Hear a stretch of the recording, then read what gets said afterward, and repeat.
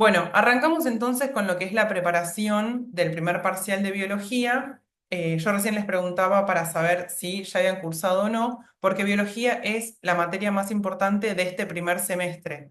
Es la que después les habilita a ustedes en el semestre siguiente botánica, biología animal y bioquímica, que son fundamentales, porque después de ahí pasan a micro el año que viene. Entonces yo siempre digo, bueno, si tienen que elegir una materia para dedicarse full, es esta porque es la que más los traba el semestre siguiente, tiene el privilegio o lo diferente al resto, que su primer parcial es muy cerca del comienzo de clases, porque ustedes rinden ahora el 12 de abril y eso realmente es muy cerca del principio, pero a la vez ese primer parcial solo vale 12 puntos. No pasa, por ejemplo, como con química, que tiene más puntos que el parcial de biología. ¿Qué es lo importante en biología? Empezar, valga la redundancia, desde el principio y que ustedes realmente entiendan, porque todo lo que vamos a ver en este módulo que ustedes ven como química de la vida es lo que van a necesitar después para todo lo que tenga que ver en el segundo parcial. Y el segundo parcial, si se fijan en fechas, ustedes rinden el 12 de abril el primero y el 9 de junio recién es el segundo. Eso hace que el contenido del segundo parcial obviamente sea mucho mayor, hay más contenido para que ustedes preparen y estudien, pero mucho se va a basar en lo que vamos a ver estos días. Es decir, nosotros vamos a ir trabajando con distintas sustancias ahora y conociendo las estructuras químicas que después vamos a decir, bueno, la membrana plasmática tiene lípidos, la membrana plasmática tiene glúcidos y nadie va a volver a mirar qué eran esos lípidos o qué eran esos glúcidos. Desde ya que al momento de repasar y estudiar uno puede volverlo a mirar, pero en la clase, en el seminario, en los teóricos, no van a volver a eso. Entonces, uno, muy importante, prestarle atención y dedicarle tiempo a esta materia. Ustedes están yendo, o sería ideal que vayan a los teóricos, los vamos a repasar y le vamos a dar otra vuelta de tuerca acá también. Yo les voy a ir mandando en la semana distintos tipos de actividades para que ustedes hagan y me manden, porque los parciales de esta materia tienen tres modalidades, la ejercitación que a ustedes les piden. Uno, son preguntas de múltiple opción enunciado, la letra, dos, tres, cuatro, cinco opciones y ustedes tienen que marcar. En algunas hay una sola respuesta correcta, en otras hay más de una, y lo que les dicen ellos siempre es que las que están mal les restan.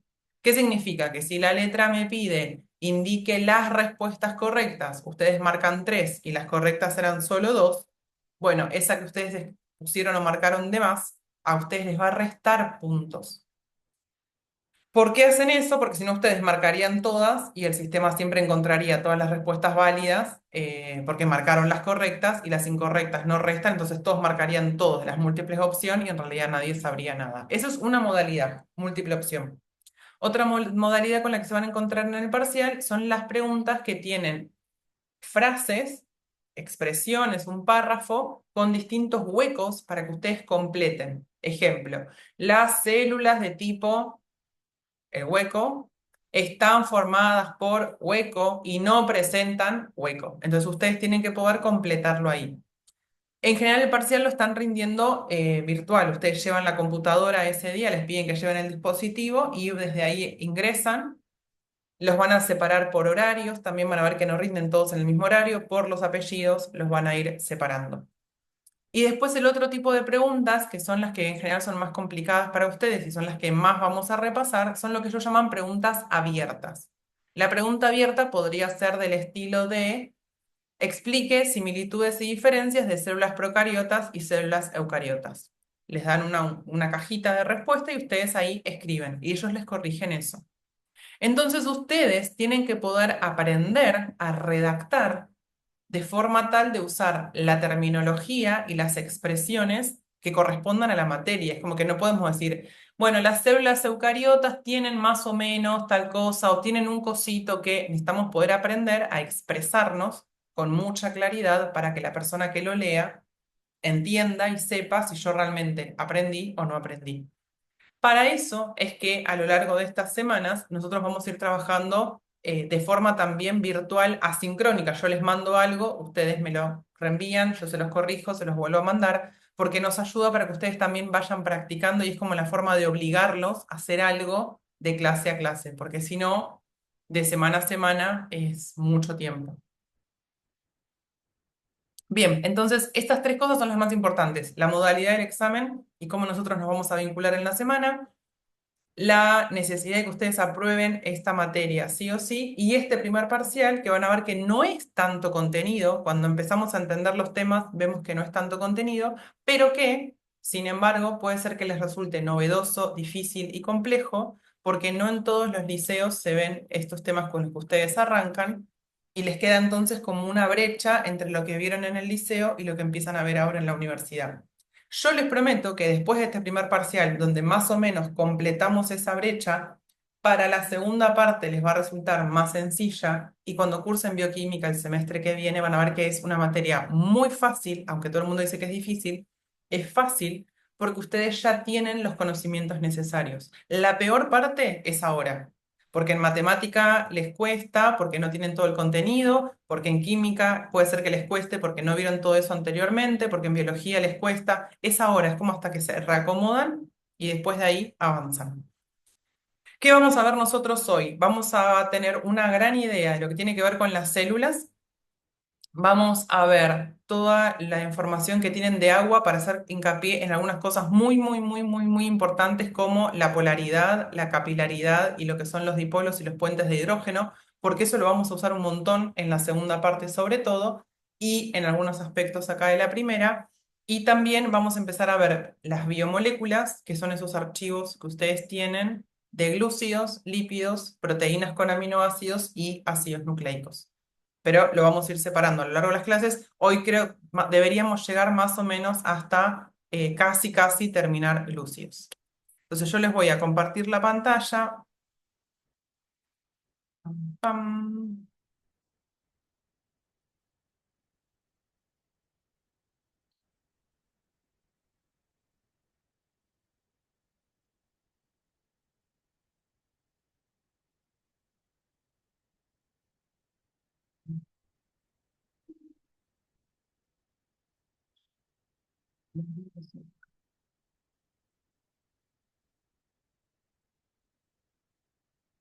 Este es el primer archivo que ustedes tienen, que fue el que yo les grabé la semana pasada, que tienen el video más que nada como para darles una idea de qué se trata la materia, como una introducción y explicarles algunas cosas. Este es el que vamos a empezar a estudiar hoy con glúceos, y van a ver que lo vamos a simplificar un montón para que no se les complique tanto a ustedes. Y el que quiero usar ahora es el de organización celular. Y bien, yo voy a ir hablando con ustedes de forma tal como si ustedes nunca hubieran visto esto, y considero eso, pero sí les pido, porfa, porfa, porfa, que cualquier duda que ustedes no, o algo que no entiendan, me frenen y me digan, ¿sí? Sin problema, porque me ayuda que ustedes me vayan, bueno, como justamente esto, ¿no? Ayudando a ver si van entendiendo o no. Más cercano al parcial, yo les voy a pasar una especie de apuntecito o resumen, pero ¿qué es eso? No es un resumencito. Yo no se los quiero pasar nunca al principio porque me da como temor que solo estudien de ahí, y acá sí les sugiero hacer hincapié, sobre todo para biomoléculas, glúcidos, lípidos, proteínas y ácidos nucleicos, usar ese manual que a ustedes les compartieron, que tal vez no están acostumbrados a leer de libros porque no lo han usado anteriormente, que es ese manual de nivelación. Ese mismo es el que después vamos a usar nosotros para bioquímica. El semestre que viene usan exactamente el mismo porque ven todo el resto. Pero es importante porque nos ayuda como a poder aprender a manejarnos no solo con las diapositivas, sino también con el texto, y algo que para mí facilita un montón es cuando ustedes estudian de distintas fuentes, o sea, van a la clase, miran el PDF, vienen conmigo, volvemos a revisar el PDF, yo se los explico con otras palabras, o sea, se los explico con otras palabras, de otro modo, les doy más ejemplos, y si ustedes además leen el libro, es como que le están dando al cerebro la misma información de diversas fuentes y maneras, y eso en serio nos va a ayudar un montón. ¿Por qué nosotros arrancamos mirando y estudiando células? Lo primero que necesitamos es poder ubicarnos que el tamaño de las células, uno, es variable, ¿sí? Y esto nadie se los va a preguntar desde ya, pero sí para ubicarnos en dónde estamos a nivel de la biología. Vamos a hacer hincapié primero en las células, vamos a hablar de lo más grande, a ir abordando cada vez lo más pequeño, para después, en la segunda parte, ir viendo distintos fenómenos que suceden a nivel biológico. Uno, las células tienen distintos tipos, son de distintos tipos, tienen distintas formas, tienen distintos tamaños, pero lo que es clave para ustedes es empezar a entender que en la biología tenemos distintas escalas de tamaño, ¿no? Y que hay cosas que sí logramos ver a simple vista, como el huevo de una gallina, como algunas células nerviosas, y hay muchas otras cosas, casi que a partir de acá, que nosotros no llegamos a poder ver y reconocer solo con nuestra vista, y ahí es donde entra para nosotros la ayuda o la facilitación, que es utilizar el microscopio electrónico o el microscopio óptico. Son simplemente instrumentos que nos van a ayudar a nosotros a poder visualizar más de lo que nuestros ojos nos permiten. Esta imagen es solo esto, ¿sí? Es como una presentación para que veamos cómo tenemos esas diferencias de tamaños. Nosotros en el video que yo les mandaba hablamos de lo que eran los átomos y cómo estaban formados los átomos. Desde ya que un átomo no se puede ver a nivel de nuestro ojo humano, y sabemos que esos átomos van a formar después entre ellos distintas moléculas y que esas moléculas van a tener distinto tamaño también y van a dar lugar a distintos compuestos que vamos a ir estudiando a lo largo de este semestre y que en paralelo ustedes también lo van a ir estudiando en química. Cuando nosotros estudiamos, tenemos que poder aprender, y vamos a profundizarlo mucho más después, pero si lo simplificamos a lo que necesitamos hoy, entender que tenemos dos grandes grupos de tipos celulares, que son las células procariotas y son las células eucariotas. Dentro de las células eucariotas tenemos un conjunto de un montón de seres vivos, y para que los ayude a ustedes es ubicarnos en las plantas, los animales, los hongos. Son ejemplos de células eucariotas y nos sirve también para pensarlo al revés. Si a mí me hablaran de un hongo, yo me tengo que ubicar en que me están haciendo una pregunta con respecto a una célula eucariota. Si a mí me preguntan algo sobre el ser humano, tengo que entender que las células de ese animal o el ser humano, ¿no? O de ese objeto que me están a mí haciendo estudiar son eucariotas. ¿A qué me refiero? A que a veces la pregunta dice, en el ser humano la célula bla, bla, bla, bla, bla, bla, y uno se mezcla porque dice, bueno, no me acordaba de qué tipo, o no entendía qué me estaba preguntando, y en realidad la pregunta es simplemente pensar en células eucariotas. Por el contrario, nosotros tenemos células de tipo procariotas, que vamos a estudiar dos ejemplos bien grandes, los van a profundizar mucho más el año que viene cuando cursen microbiología, que son las bacterias y que son los seres vivos del tipo arquea. Otra vez, ¿no? Si el día del parcial yo me encuentro con una pregunta con respecto a una bacteria, a mí en realidad no me están preguntando sobre esa bacteria en particular. No es que quieren que yo haya estudiado esa bacteria. Lo que me están haciendo a mí es traer un ejemplo que está referido a células procariotas para que yo pueda hablar simplemente de eso, de cómo son esas células procariotas o qué característica tienen. Que me lo ejemplifica o me lo enmarcan en tipo de células bacterianas, pero que me están hablando en realidad de células procariotas, y eso me va a ayudar a mí, ¿sí? Lo traigo porque a veces pasa eso, el día del parcial les aparece una pregunta mencionando algún tipo de bacteria, ustedes se quedan así como knockout, y en realidad la pregunta era solo sobre una célula procariota.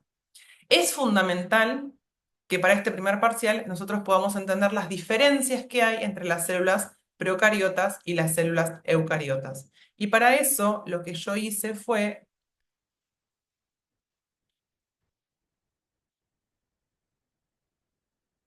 buscarles, y ahí les voy a mostrar.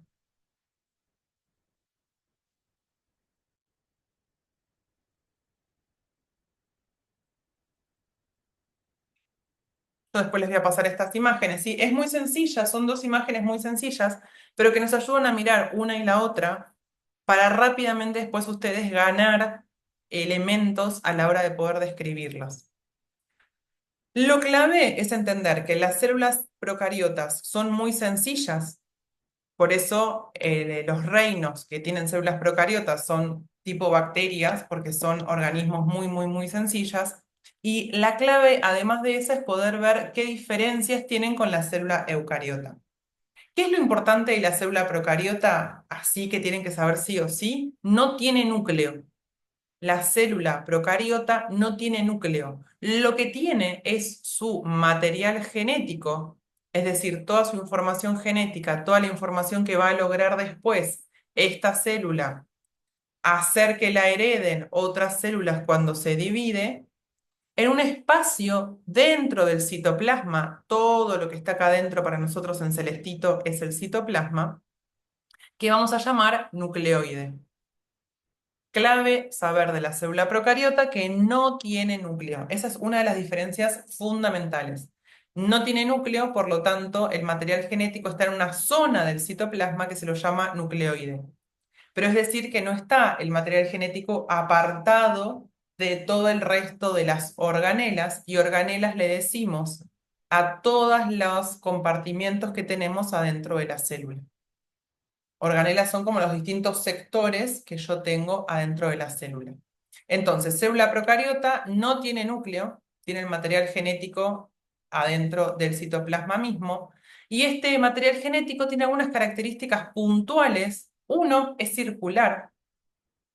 Uno, y es clave, el material genético, el ADN es circular, comparado con la célula eucariota, que es lineal. Eso es una gran diferencia también.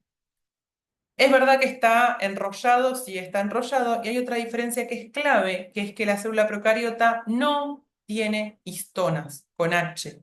Las histonas son unas proteínas que lo que hacen es ayudar al superenrollamiento de este material genético, y las células procariotas no lo tienen. La célula procariota tampoco tiene mitocondrias. Vamos a ver en un par de minutos que la mitocondria es fundamental en la célula eucariota, aparece por acá. No tiene mitocondria la célula procariota. Es mucho más sencilla. Sí tiene pared celular. La célula procariota va a tener, además de su membrana plasmática, que es la capa que hace separar el adentro de la célula del afuera, además va a tener la membrana plasmática, una pared celular, y a externa de esa pared celular lo que llamamos una cápsula. Esto es una imagen típica de una bacteria. Tenemos la célula como si fuera una especie de bolsa, y en esa bolsa, el material de la bolsa es la membrana plasmática. Ya vamos a ver más adelante que le vamos a decir bicapa lipídica. Está formada por lípidos, por ácidos grasos. Lo vamos a aprender después, solo para que tengan una idea y les vaya sonando. La membrana plasmática, la pared celular, y además después hay una especie de cápsula, ¿sí? Es como si tuviéramos tres capas desde el citoplasma, donde está todo el líquido celular, y donde tenemos nosotros lo que llamamos todas las organelas. Tenemos además, justamente para separar todo eso, la membrana plasmática, la pared y la cápsula. Algo que es importante también que tenemos nosotros en la célula procariota es que en general existe un flagelo. Es un flagelo, es como si fuera una colita que ayuda a que esta célula se pueda mover. Y tienen además dos particularidades. Una son las fimbrias, que son como estos pelitos que tiene la célula hacia afuera. Y estos pelitos también ayudan a la movilidad y ayudan sobre todo a la adhesión a distintas otras células. Esto es una bacteria, es ajeno al cuerpo humano. Para poder invadir el cuerpo humano, esta bacteria lo que va a hacer es moverse a partir de su flagelo, y las fimbrias le van a ayudar a poder adherirse. El pilis o el pilus o el pili es una estructura que también está afuera, todo está afuera, que le va a ayudar a comunicarse con otras células o comunicarse con otras bacterias. Y hay algo importante que tienen las células procariotas también, que además de esta estructura o esta zona que le decíamos nucleoide, tenemos algo que se llama plásmido, que no siempre está, pero que muchas veces puede estar, que es un fragmento de ADN chiquitito, y es donde nosotros podemos generar variaciones en las células si quisiéramos estudiarlo. Entonces, la célula procariota la estudiamos por lo que no tiene núcleo, no tiene mitocondrias, y por lo que sí tiene un nucleoide, su ADN es circular, tiene pilis, tiene fimbrias, tiene flagelos, tiene pared celular y tiene una cápsula o una capa que está llena de hidratos de carbono o de glúcidos. A mí lo que me gusta siempre decirles es que yo lo que busco con ustedes es poder traer distintas imágenes para que después cuando ustedes cierren los ojos mientras estudian o en el día del parcial mismo puedan recordar esta imagen y no tengan que estudiar que no tiene un núcleo, sino que simplemente lo que pasa es piensan en esa imagen y se acuerdan que no hay un núcleo, porque les viene esta imagen a la cabeza. Si nosotros miramos lo que es la célula ahora eucariota, es mucho más compleja, porque justamente los seres vivos que tienen células de tipo eucariota son mucho más diversificados. Y entonces acá sí tenemos un montón de organelas que en la célula procariota no existen. Entonces empezamos con lo básico. Sí tenemos un núcleo. El núcleo es una zona delimitada que tiene una membrana nuclear, es decir, yo tengo la célula eucariota con su membrana plasmática. Decíamos que la membrana plasmática es todo esto naranja. La membrana plasmática dijimos que era la bolsa que separa el afuera del adentro. Adentro de la célula está el citoplasma. El citoplasma era todo el material que nosotros tenemos líquido, vamos a ver que está lleno de agua y de distintas sustancias, donde hay un montón de organelas dando vueltas, ¿sí? Tenemos las mitocondrias, las vesículas o los complejos de Golgi, tenemos los ribosomas, tenemos el retículo endoplasmático rugoso o liso, tenemos lisosomas, tenemos distintos contenidos acá adentro. Y además tenemos el citoesqueleto, que lo vamos a nombrar en un ratito, y ya vamos a ver que cumple un rol fundamental. Entre todas esas organelas hay una que es el núcleo. En el núcleo tenemos el material genético, le llamamos cromatina. Está súper enrollado, ¿sí? Porque es muy grande, es lineal, no es circular como le pasa a la célula procariota, sino que es lineal. Está súper enrollado y quienes ayudan a ese súper enrollamiento justamente son las histonas. Son un tipo de proteínas que facilitan ese súper enrollamiento. ¿Para qué está súper enrollado esto? Nadie nos lo va a preguntar, pero sí para entenderlo ustedes, para que ocupe muchísimo menor espacio. Eso es lo importante. Además del núcleo, que es toda esa zona, existe el nucleolo, ¿sí? Donde vamos a tener también una porción más principal. Y existe, decíamos, la membrana o envoltura nuclear, que va a tener unos agujeritos, y esos agujeritos, ahí les voy a hacer zoom a ustedes, estos agujeritos los llamamos poros nucleares. Todo esto está en las diapositivas de ustedes, solo que las fotos que a ustedes les dan no me gustan tanto, entonces les traje otras para ayudarlos a visualizarlo mejor. Pero no es que les estoy dando extra, sino que estoy usando el mismo material de ustedes, solo encarado de otra manera porque creo que nos va a ayudar mucho más. Entonces, célula eucariota es más compleja, obviamente tiene membrana celular igual que la célula eucariota, no tiene pared. Esta pared celular de la célula procariota en la célula eucariota animal sobre todo no existe, no va a tener cápsula, sí va a tener núcleo, va a tener mitocondrias.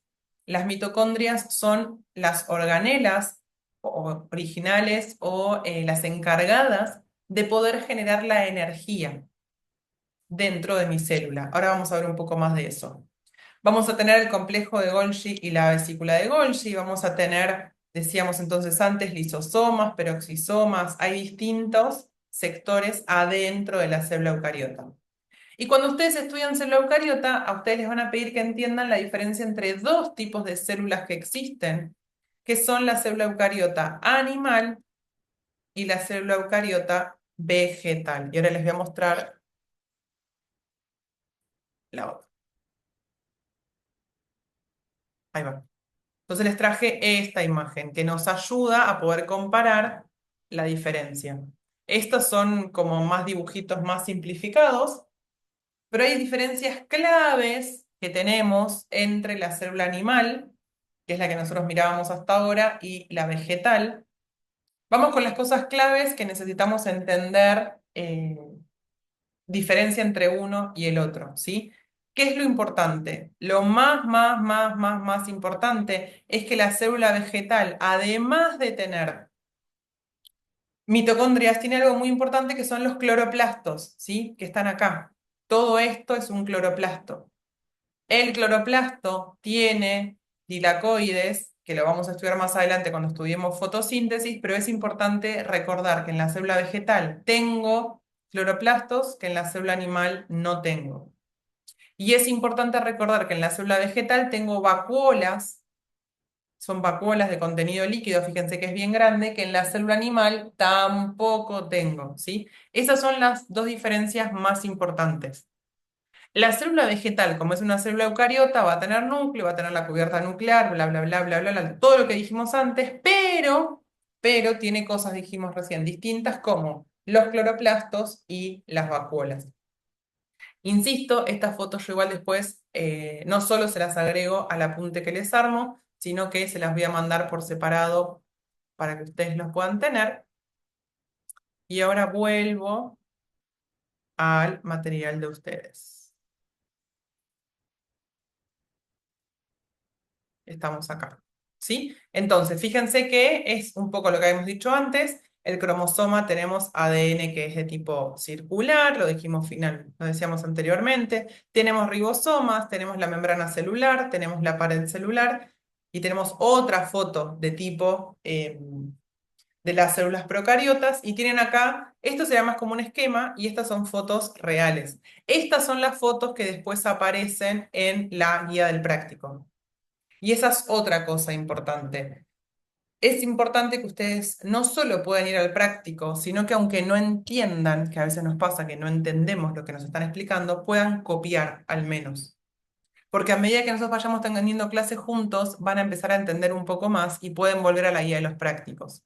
Y si bien no es que les van a evaluar tal cual como tienen ustedes en los prácticos, sí es real que ir al práctico y hacer las actividades de la guía nos va a ayudar a que ustedes puedan ir también, no solo armando en su cabeza las ideas, sino como ir armando, organizando la información. Eso es lo importante.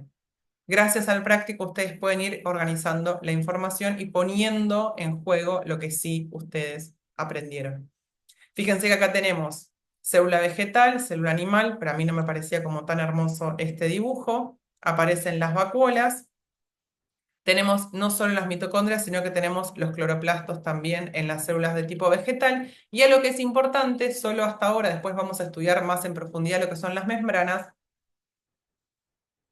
Ustedes, si les preguntaran para qué sirven la membrana plasmática, ayudan a dividir las células, ¿sí? Ayudan a compartimentalizarlas. Como que yo agarro una caja y le pongo pedazos de cartón para lograr que no sea una caja suelta, sino ir teniendo distintos espacios y decir, bueno, este sector, por ejemplo, en un cajón, tengo mi cajón, este sector es para las medias, este sector lo guardo para tal cosa, acá voy a poner tal otra cosa, ¿sí? Y nos ayuda a nosotros a ir generando distintos compartimientos. En esos compartimientos van a aparecer entonces justamente lo que llamamos las organelas, tiene que ver con eso. Obviamente existen muchos tipos de células diferentes porque tienen diversas funciones. Entonces van a tener distinto tamaño, distintas formas, se van a comportar de distinta manera también desde ya porque la función va a ser distinto y eso es lo rico que si bien son diferentes, tienen distinto tamaño y tienen distinta forma, comparten características comunes. Todas las células eucariotas van a tener núcleo, todas las células vegetales van a tener cloroplastos, aunque sean distintas esquemáticamente, aunque sean distintas. ¿Qué es lo que nos pasa a nosotros? Lo que decimos siempre es que lo que va a cambiar, y es solo en modo informativo, porque más adelante vamos a hablar de ácidos nucleicos y mucho más adelante vamos a hablar de herencia y de genética, que es una de las unidades que ustedes ven para el segundo parcial. Nosotros decimos, todos los seres vivos y tienen adentro suyo el mismo ADN en todas las células, lo que pasa es que en una célula se activa un gen y se expresa un gen y en otra otro. Ejemplo, yo tengo una persona, la célula del músculo, el glóbulo rojo, la neurona. Tengo la información para estas tres células. Entonces, acá se expresa solo el material genético de la neurona, acá solo lo del músculo, acá solo lo del glóbulo rojo. Es como si prendiéramos y apagáramos distintas funciones para que la célula tenga una función o no. Es como a modo informativo. Este es el núcleo que yo les contaba de las células eh, eucariotas. A lo que es importante es que pegadito o a continuación del núcleo existe lo que llamamos el retículo endoplasmático rugoso. Es rugoso porque tiene anclados ribosomas acá, son como si fueran tachoncitos, son proteínas que están pegoteados ahí. Y más allá del retículo endoplasmático rugoso existe después el retículo endoplasmático liso, sin esos ribosomos anclados. Si tienen los ribosomas es rugoso, si no tienen los ribosomas es liso. Y eso nos va a ayudar después, lo vamos a estudiar mejor, por eso insisto, toda esta parte es como informativa y estructural para el segundo parcial. A ustedes les podrían tomar directamente solo un parcial con todo el contenido del primero y del segundo, pero cortan en dos para asegurarse que ustedes aprendan esta parte.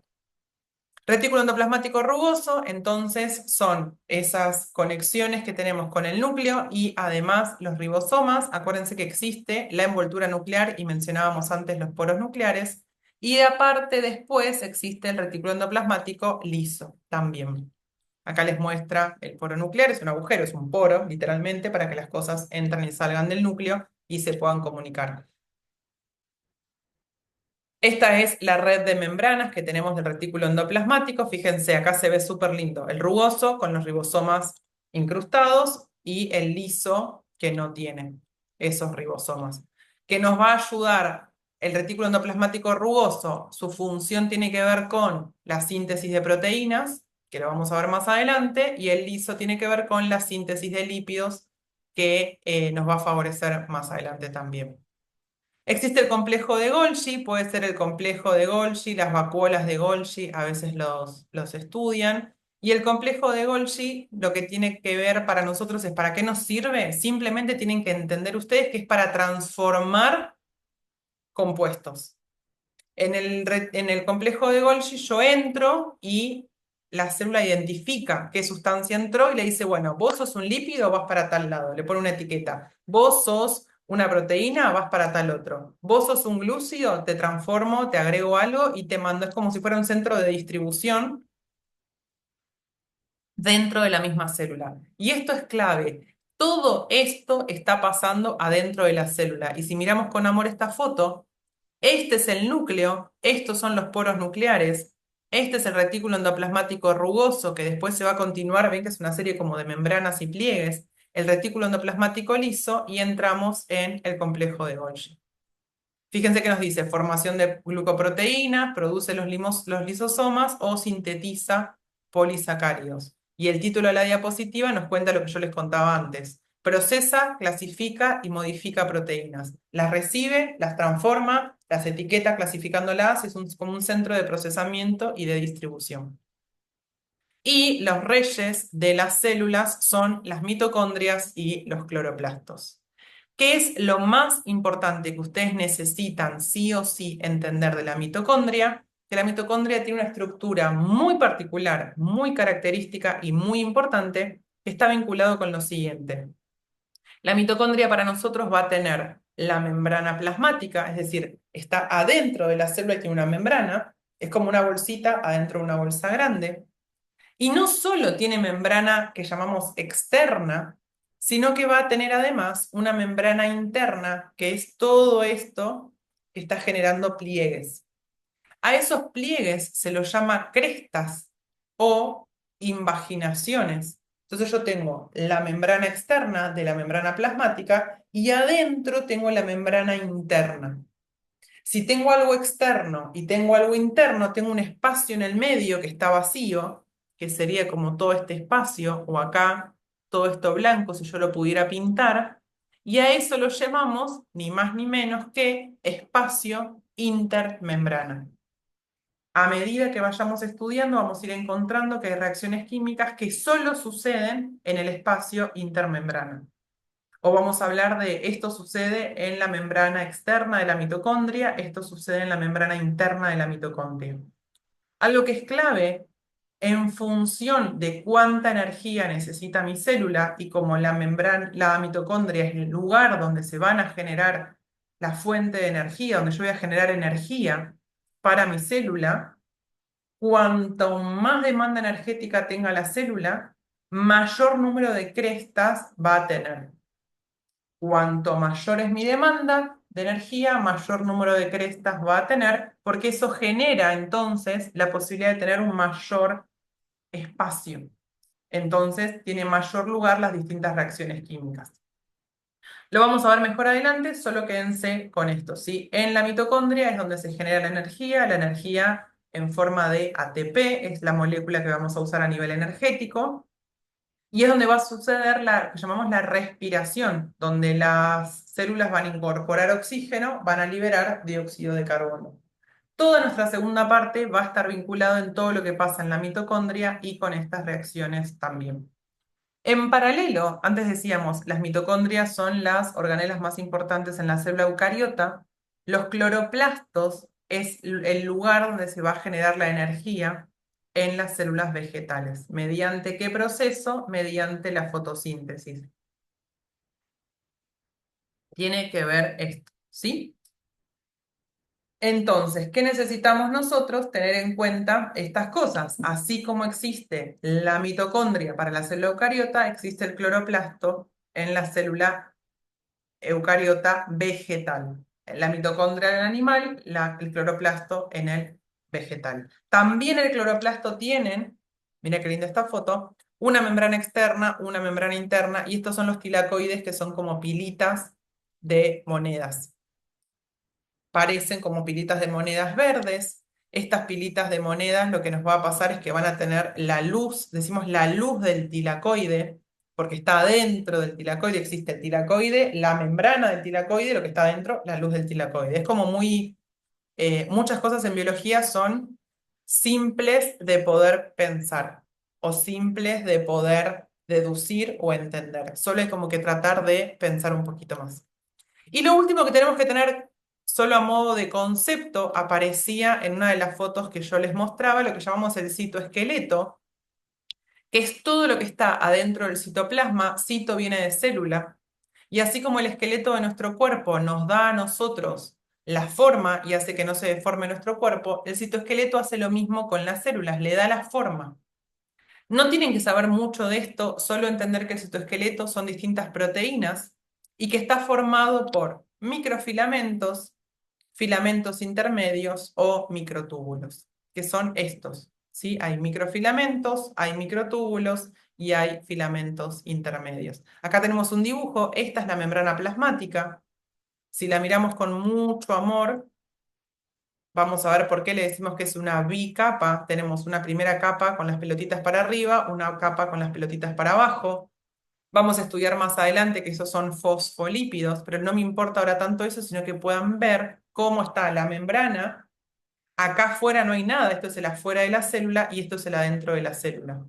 Estos son entonces los microtúbulos, los microfilamentos y los filamentos intermedios que le dan forma a la célula. Eso es lo que hace el citoesqueleto, le da forma a la célula. En medio de todo este menjunje de microfilamentos, filamentos intermedios y microtúbulos, nos encontramos nosotros con todas las organelas que tenemos dando vueltas por ahí. ¿Sí? Entonces, esto es lo primero que ustedes tienen que poder tener bien claro. Diferenciar célula procariota de eucariota, características que tiene una que tiene la otra. Y dentro de ellas, célula eucariota vegetal de célula eucariota animal. ¿Por qué? Porque eso nos va a ayudar a nosotros a lo largo de los distintos temas poder ir pensando y poder ir entendiendo qué cosas pasan en un lugar, qué cosas pasan en el otro. Y teniendo en cuenta esto, yo les quería mostrar acá. En una de las preguntas del práctico les hacen justamente esto, ¿sí? Les dice, explique por qué a nivel celular un animal tiene más características en común con una planta que con una bacteria. Simplemente me están haciendo pensar que un animal y una planta tienen células de tipo eucariotas y la bacteria tiene células de tipo procariotas. Y después me piden que yo complete el cuadro para ver justamente eso, ¿no? ¿Qué similitudes y qué diferencia tenemos? El aparato de Golgi es lo mismo que el complejo de Golgi que estábamos hablando antes, y en estas cosas es donde yo digo que es fundamental que es ir a los prácticos o al menos pedir el contenido. De hecho, hay un ejercicio más adelante, cuando termina la unidad 4, que yo siempre lo uso a modo de repaso. siempre les digo lo mismo. Bueno, si no lo hacen en el práctico o no les queda claro, antes del parcial revisamos todo esto, porque justamente ayuda a eso, ¿no? A ordenar todo el material que nosotros sí podemos tener dando vueltas, así como más desparramado, y lo ordenamos. Esa es la función del práctico, sobre todo, ¿no? Poder tener claras cuáles son las diferencias. No van a ser así las preguntas del parcial, pero sí la información me la ordena distinto y me ayuda justamente a poder ubicarme. Bien, primera parte, check. Vamos a pasar ahora a todo lo que tiene que ver con el contenido del agua. El agua para nosotros es fundamental. Muchos conceptos de los que aprendamos ahora los vamos a usar durante toda la cursada, los van a usar en bioquímica también. Son como tres grupos importantes de ideas que van a tener que llevarse de acá, pero que lo más importante va a estar basado entonces para nosotros acá. Algo decíamos el otro día en el video, los elementos químicos están esquematizados en la tabla periódica, existen en la naturaleza.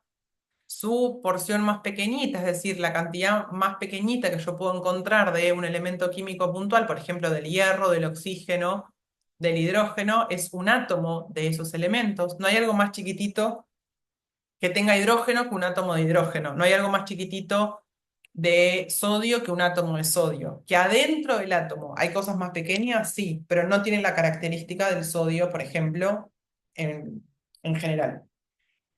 Obviamente esos átomos van a formar moléculas porque se van a empezar a unir. Si están cursando química en paralelo, van a empezar pronto a ver lo que tiene que ver con los enlaces y estudiar algo de eso. Entonces nosotros vamos a trabajar puntualmente con el agua, ¿sí? El agua es fundamental, no vamos a hacer tanto hincapié en las cuestiones químicas, ya hicimos algo en la introducción, pero sí como poder entender nosotros que el agua tiene este aspecto, entre comillas, ¿sí? Esto es un ejemplo, obviamente, es como una representación en papel, pero que nos sirve mucho. Átomo de oxígeno tiene 6 electrones en el último nivel, comparte con los hidrógenos.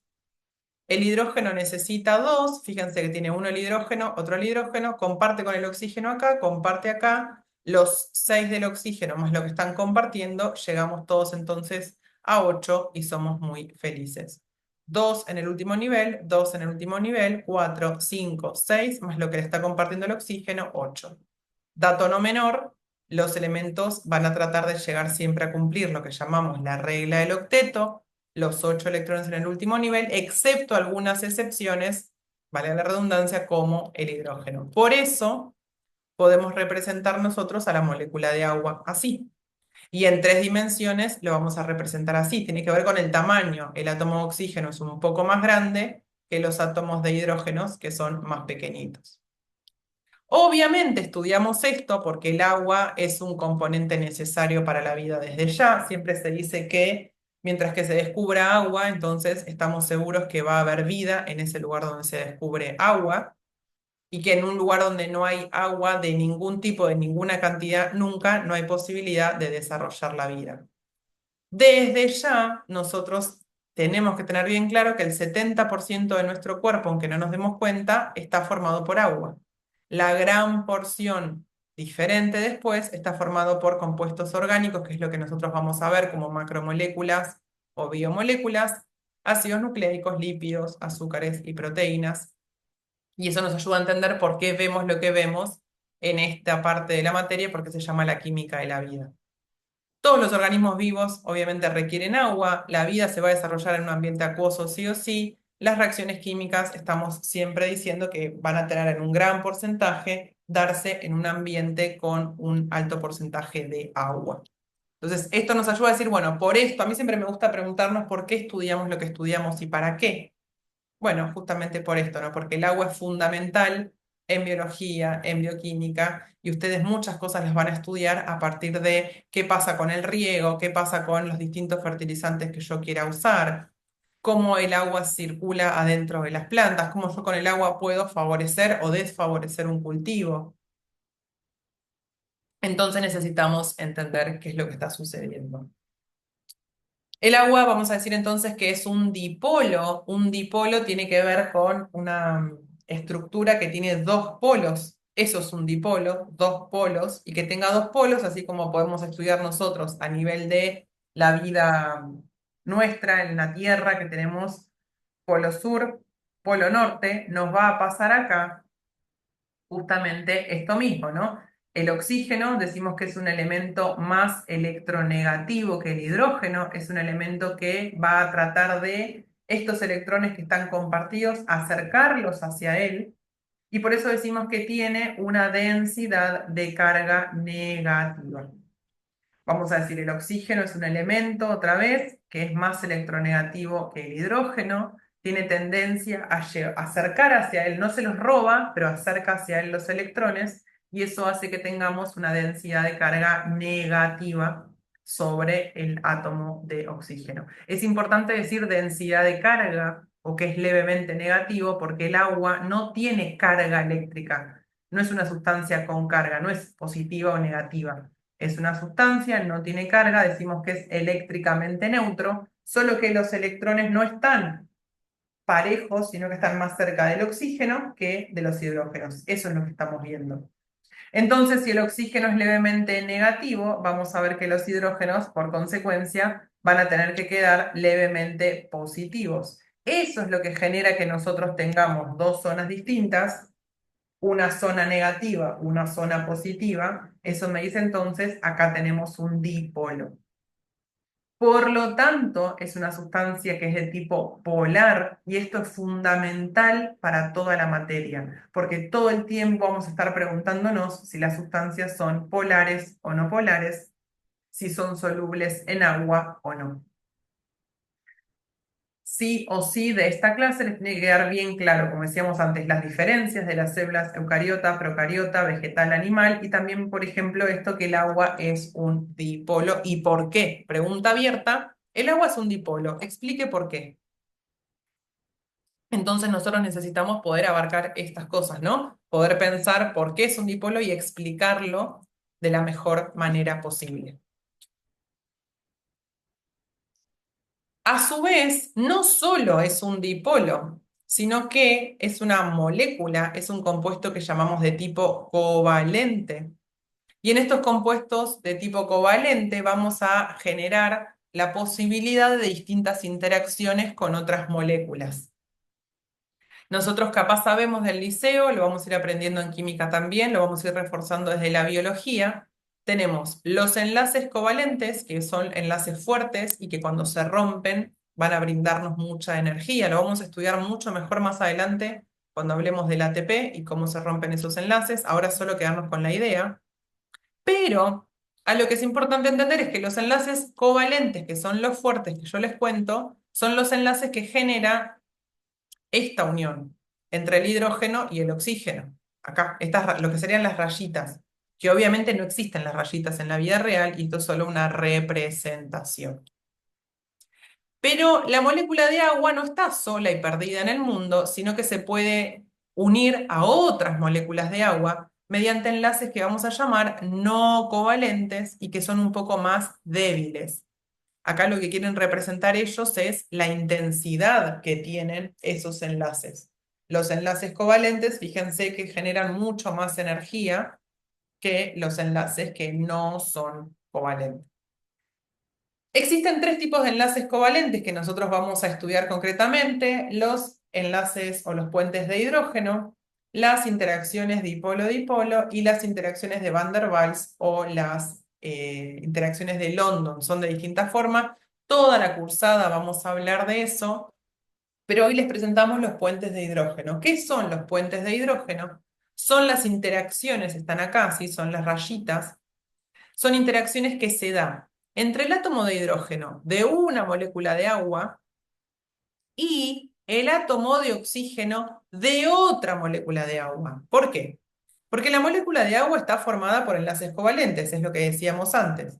El oxígeno con los hidrógenos se une de forma covalente. Ok. Pero van a empezar a interactuar en el mismo recipiente moléculas de agua con otras moléculas de agua, y eso nos va a generar entonces la posibilidad de la presencia de puentes de hidrógeno. Los puentes de hidrógeno se van a dar entre átomos de hidrógeno con átomos de oxígeno, átomos de flúor o átomos de nitrógeno. Es decir, que el agua no va a formar solo puentes de hidrógeno con ella misma, sino que puede formar puentes de hidrógeno con otras moléculas. Y esa es la clave de que las sustancias se disuelvan o se mezclan en agua o no.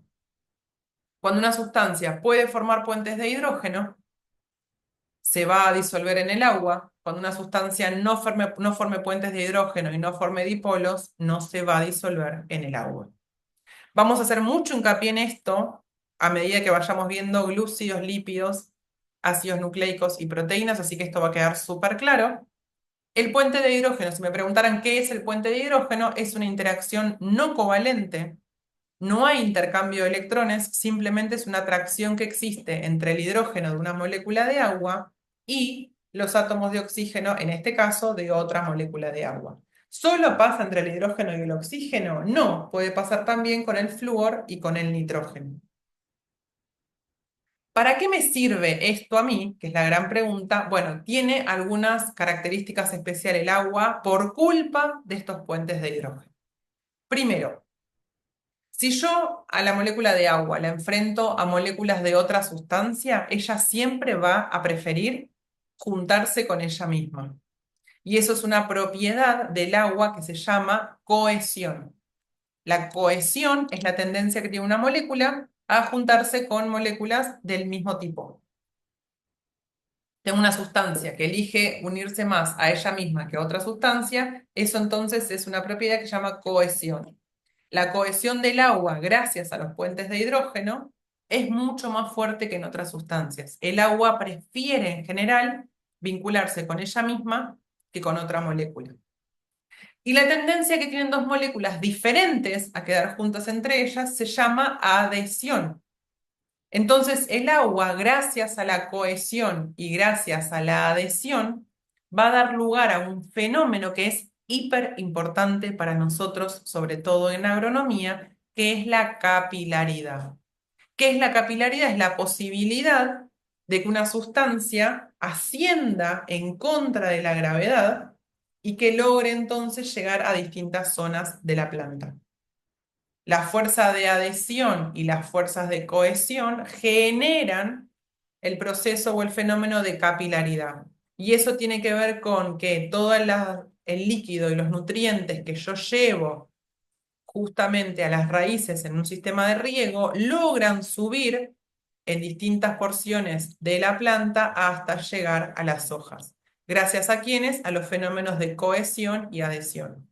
Cohesión, porque las moléculas de agua no se van a separar. Adhesión, porque las moléculas de agua van a tender a adherirse, entre comillas, a el tronco, las ramas y las hojas.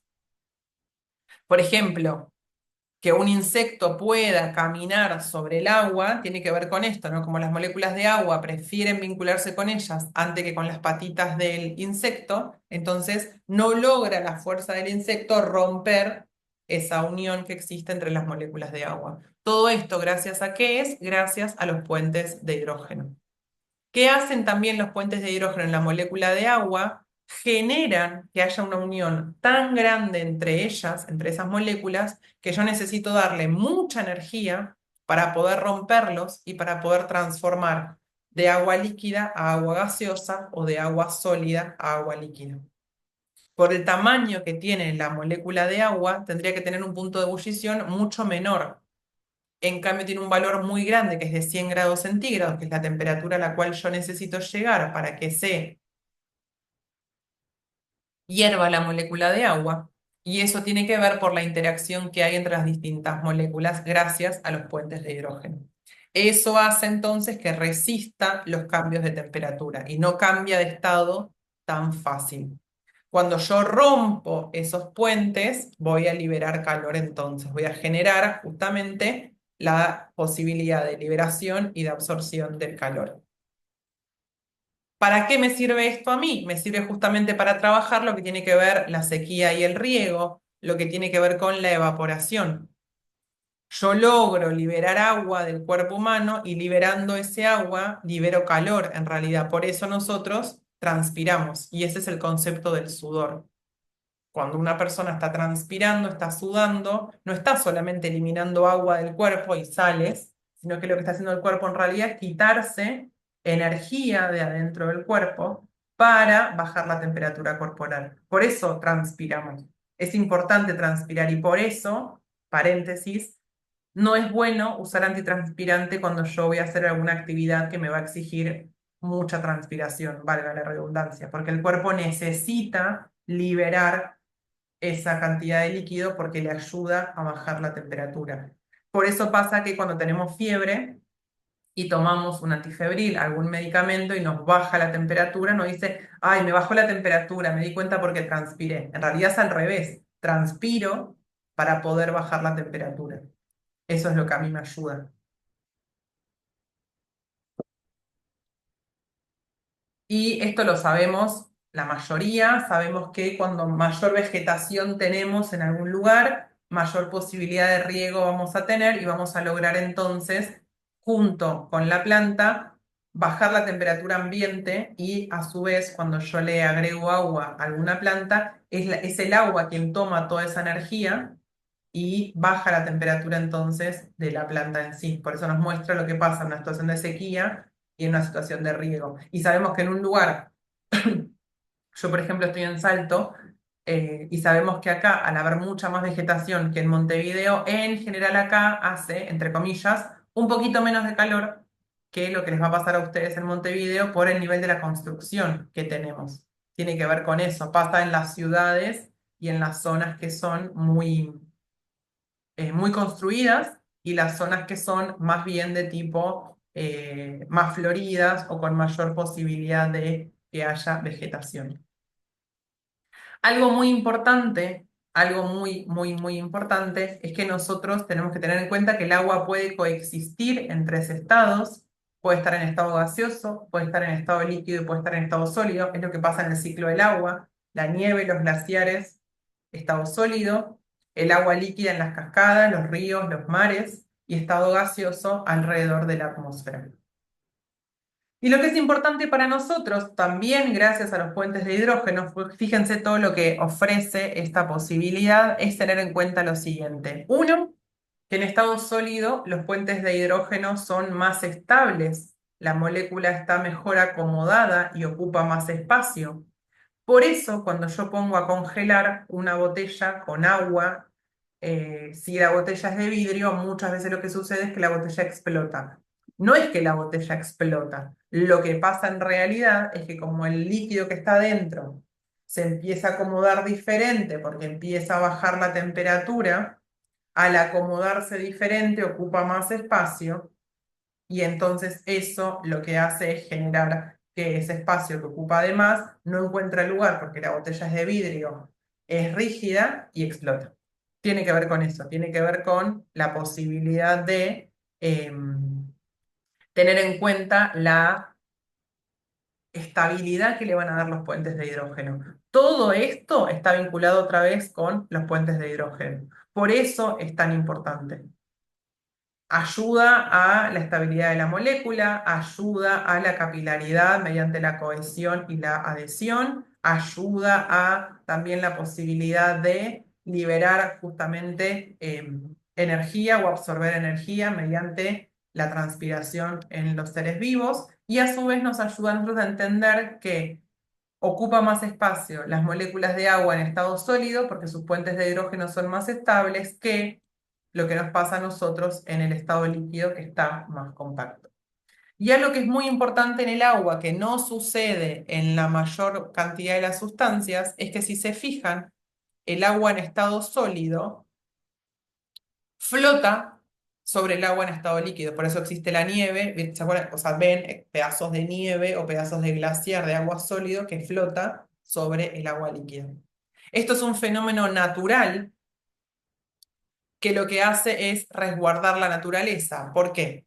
Imagínense ustedes, zona polar, mucho frío, muy baja la temperatura, agua, mar, río, se congela la porción de arriba y resguarda toda la porción de abajo que está en estado líquido y guarda todo ese ecosistema. Todas las plantas, todos los animales, todos los seres vivos que existen en un ecosistema marítimo quedan abajo sin que eso se congele. Si el agua líquida, al congelarse, fuera más densa que el agua, o sea, que el agua líquida pasa a estado sólido, fuera más denso que el líquido y cayera hacia abajo, todo el tiempo la porción de arriba se congelaría, se hundiría. Se congelaría, se hundiría, se congelaría, se hundiría. ¿Eso qué generaría? Generaría entonces que se nos congelen todos los ríos, todos los mares, y no, cada vez que la temperatura baja en invierno, se mueren todas las plantas, se mueren todos los animales y hay que volver a empezar a armar el ecosistema. ¿Esto qué es lo que sucede? Nos está mostrando a nosotros que el agua sólida, al formar puentes de hidrógeno más estables, es menos densa que el agua líquida. Por eso flotan. Por eso yo, si tomo un vaso de agua y le coloco cubitos de hielo, el hielo va a quedar en la superficie. Eso es fácil de pensarlo en la vida cotidiana y eso nos va a ayudar a nosotros. ¿Sí? Entonces, algo además importante que vamos a agregar gracias a los puentes de hidrógeno es esta posibilidad. Y vamos a pasar a ver a lo que es fundamental, pero así muy fundamental para todo nuestro semestre y después para Bioquí también, pero sobre todo ahora, que es poder entender esta molécula que nosotros decíamos que es polar, le vamos a dar forma a la interacción con otras moléculas. Nosotros a partir de ahora vamos a hablar de si las moléculas son hidrofílicas o polares, y eso habla de que tienen afinidad o no por el agua. Si una molécula es hidrofílica, filio viene de amor por. Entonces, una sustancia que es hidrofílica o un compuesto que es hidrofílico son compuestos que se llevan bien con el agua, son polares, van a aparecer este fenómeno del dipolo que decíamos antes y van a generar entonces que haya una posibilidad de solubilidad, se van a poder mezclar. Una sustancia que es hidrofílica va a ser polar y vamos a hablar que es soluble en agua. Y acá lo que tenemos que hacer nosotros es poder pensar en la vida cotidiana, ¿sí? Poder pensar qué sustancias de mi vida cotidiana se disuelven en el agua en la vida real. Digo, el azúcar que disuelvo cuando me hago un café, un té, la sal que pongo cuando, no sé, quiero hervir fideos o arroz, el alcohol que lo mezclo con el agua para hacer alcohol 70 para desinfectarme las manos o en las bebidas alcohólicas, es pensar qué cosas en la vida cotidiana sí se mezclan con el agua y qué cosas no.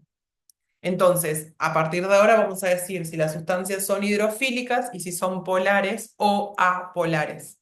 Y esto lo vamos a estudiar mucho a partir de ahora cuando veamos cada una de las macromoléculas. Vamos a ver si los lípidos son hidrofílicos o no, si las proteínas son hidrofílicas o no, si los azúcares son hidrofílicos o no, y qué pasa con los ácidos nucleicos. Eso nos va a ayudar a ir pudiendo comprender también.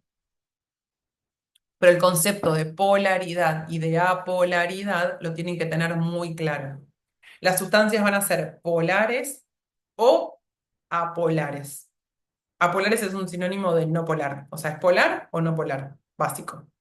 Y acá otra vez vamos a la vida cotidiana, ¿no? Sustancias como los aceites, las grasas, yo tengo una olla, le pongo agua, le agrego aceite, obviamente ese aceite no se mezcla con el agua, me quedan las gotas.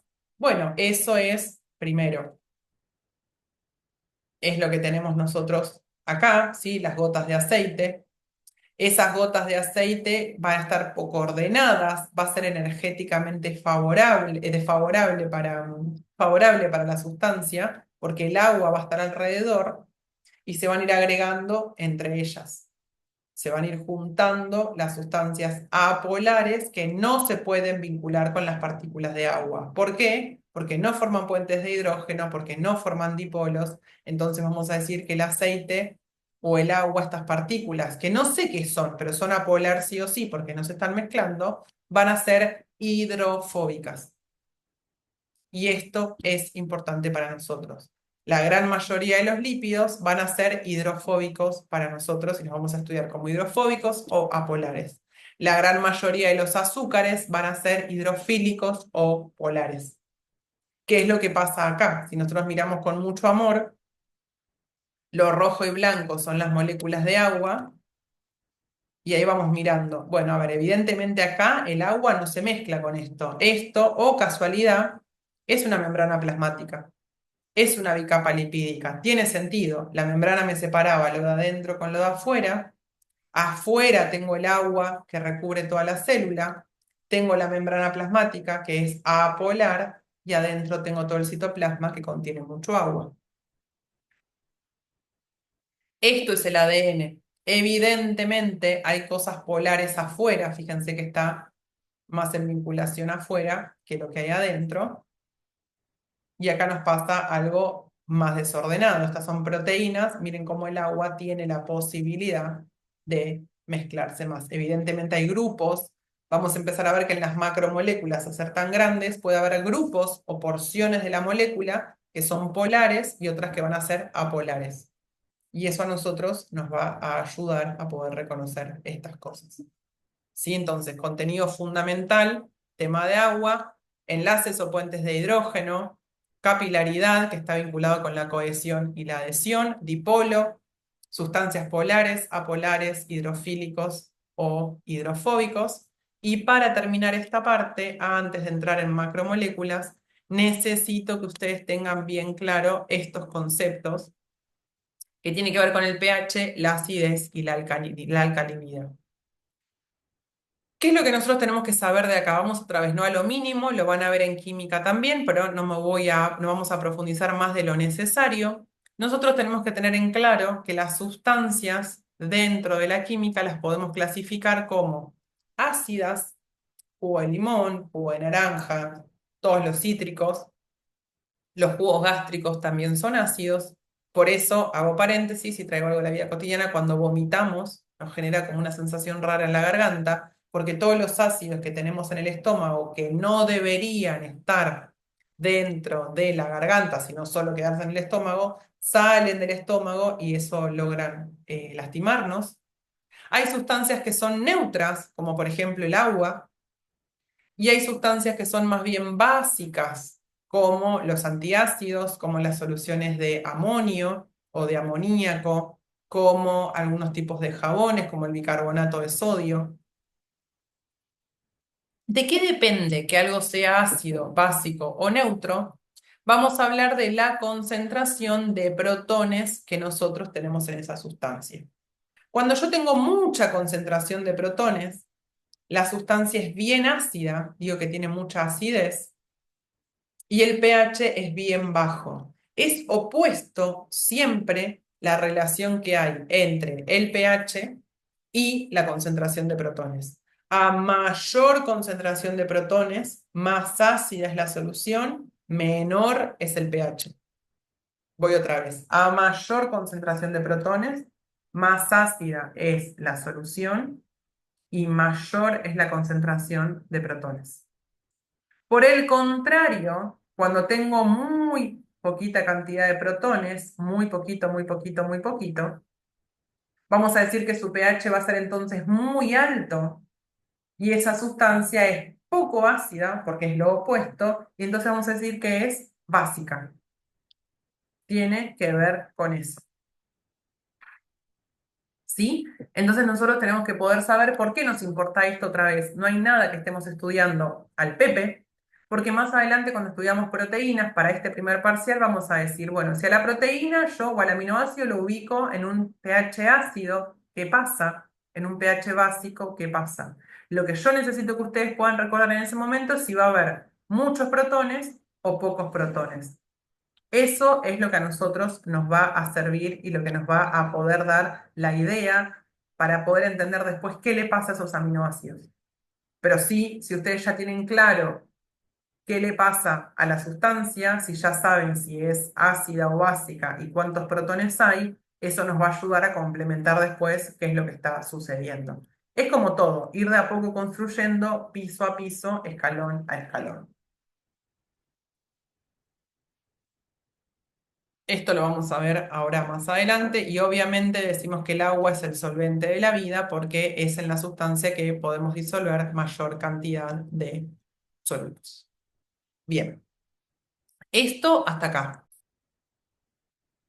Nosotros vimos hasta ahora entonces lo que tiene que ver con las estructuras celulares y poder conocer, decíamos, yo sé que soy repetitiva, pero creo que en la repetición ayuda como a ir fijando de distintas formas los mismos conceptos. Vimos células, tipos de células, procariotas, eucariotas, dentro de eucariotas, animales y vegetales. vimos la posibilidad también de conocer similitudes, diferencias, qué información me da cada cosa y de dónde saco yo todo eso. Después hablamos del agua, sobre todo porque es fundamental, decimos para nosotros, en esta cursada, van a ver que el año que viene y el semestre que viene en Bioqui también se van a acordar de esto, pero sobre todo ahora, si ustedes pescan lo que tiene que ver con enlaces de hidrógeno, que después lo vamos a volver a ver en ADN, en proteínas, en membrana plasmática. Si ustedes entienden el concepto de polar a polar, si ustedes entienden hidrofílico, hidrofóbico y entienden los conceptos de acidez y pH, van a ver que después todo es más simple. Es como que cuando logran entrar en el formato de el lenguaje que usa la biología, todo es mucho más sencillo y todo es mucho más claro. Y al ir entendiendo, hay menos cosas que ustedes estudian de memoria y a eso es a lo que yo apunto, ¿no? Desde ya, que ustedes no estudien de memoria, sino que realmente logren entender los temas para poder después de ahí estudiarlos mejor. Si nosotros ahora pasamos entonces a lo que tiene que ver con macromoléculas, lo primero que necesito que podamos pensar es que nosotros vamos a estudiar 4 macromoléculas diferentes. Le decimos macro porque es de tamaño grande. Otros sinónimos decirle biomoléculas porque son las moléculas que nos permiten estar vivos, no solo a partir del agua, sino también vamos a usar estas moléculas. Sin estas moléculas y sin el agua, nosotros no tenemos posibilidad de vivir. Son 4 glúcidos, que vamos a llamarlo como glúcidos, o azúcares, o hidratos de carbono, o carbohidratos, por un lado. Proteínas, que vamos a ver que están formadas por aminoácidos, y otra vez no aparecen muchas palabras nuevas que vamos a ir juntos intentando estudiar. Los lípidos, que vamos a ver que son el grupo más diverso o más heterogéneo, le decimos, porque hay ácidos grasos, ceras, grasas, aceites, y son muy diferentes entre sí, con alguna característica común. Y finalmente lo último que vamos a estudiar son los ácidos nucleicos que van a estar vinculados con lo que tienen que ver para nosotros con la herencia y la genética. Cada una de estas macromoléculas tiene una función particular que nosotros vamos a tener que saber y realmente son fundamentales. Otra vez, es como si armáramos nuestro diccionario, nuestro glosario, para después todo esto que aprendemos en el primer parcial lo usamos en el segundo. Por eso a ustedes les dice que el segundo parcial es integrador, y en realidad no es que les van a tomar cosas del primer parcial de cero, no es que vuelven a preguntarles cosas de la célula, pero ustedes ya van a saber célula, entonces lo vamos a utilizar en el segundo parcial sí o sí. Algo que es muy importante, que a mí me gusta explicar primero antes de hablar de esto, es esto. Si antes de hablar de hidratos de carbono, vamos a esto concreto. Las biomoléculas o las macromoléculas son compuestos que les decimos orgánicos, están vinculados con la vida, realmente con la vida, sin ellas nosotros no tendríamos posibilidad de vivir. Y todos los compuestos orgánicos están formados en general por carbono e hidrógeno. Carbono, hidrógeno, carbono, hidrógeno, y es lo que nosotros representamos a nivel químico con la R. La R a mí me habla de que acá hay toda una cadena, un choricito de carbono, hidrógeno, carbono, hidrógeno, carbono, hidrógeno, carbono, hidrógeno. Cuando en mi molécula hay algo diferente al carbono e hidrógeno, hay un oxígeno, como por ejemplo acá, o acá, o acá, hay un azufre, hay un fósforo, hay un nitrógeno, decimos que esa porcioncita que es diferente es lo que se llama el grupo funcional. El grupo funcional es el conjunto de elementos que a nosotros nos da la posibilidad de entender justamente qué función tiene esa molécula. Es decir, si tiene este OH, para algo lo tiene. Si tiene este oxígeno, para algo lo tiene. Si tiene esto, para todo está para algo y en la biología las cosas no están porque sí. Nunca la célula gasta energía innecesariamente, no fabrica lo que no necesita, no destruye lo que no necesita, no sintetiza cosas que no necesita. Entonces, a partir de ahora, cuando yo empiece a mirar una molécula, voy a tener que mirar distintas cosas que a mí me van a dar mucha información. Uno, vamos a mirar cuántos carbonos hay. Eso nos va a servir para poder saber qué tipo de compuesto yo tengo. Dos, voy a tener que mirar qué grupos funcionales yo veo. Van a tener que saber estos grupos funcionales. No sé si de memoria, pero van a ver que de tanto usarlos se van a acostumbrar. Ejemplo, yo les voy a decir, las proteínas están formadas por aminoácidos y van a ver que cuando veamos proteínas, por todos lados vamos a ver este grupo y todo el tiempo vamos a decir, es un aminoácido, es un aminoácido, es un aminoácido, es un aminoácido. Va a estar formado por este grupo, vamos a encontrar este grupo funcional y este grupo funcional. Y se van a pudrir de escuchar la expresión aminoácidos. Entonces, insisto, no vamos a estudiarlo de memoria, a medida que vayamos usándolo, vamos a tenerlo en cuenta y lo vamos a poder aplicar. ¿Qué necesito al día de hoy que puedan aprender? Vamos a hablar de este grupo funcional que se llama hidroxilo, que forma los alcoholes, toda sustancia, el etanol, el metanol, el propanol. Por ejemplo, el etanol, que es el alcohol que usamos cuando nos lastimamos, o el de las bebidas alcohólicas. El metanol, que es el que está sobre todo en los líquidos refrigerantes o anticongelantes de los autos, son alcoholes. Cuando yo veo un grupo que es un OH, le digo, esto es un grupo funcional que se llama hidroxilo y estoy formando una sustancia que es un alcohol. Y cuando veo un carbono que tiene solo un doble enlace con el oxígeno y después está unido a hidrógeno y otros carbonos, o acuérdense que R son choricitos de carbono, dijimos, a carbonos y carbonos, esos grupos son carbonilos. Y los carbonilos van a tener dos variantes, o van a formar aldehídos, como en este caso, o van a formar cetonas. ¿De qué va a depender? De dónde esté ubicado este grupo carbonilo.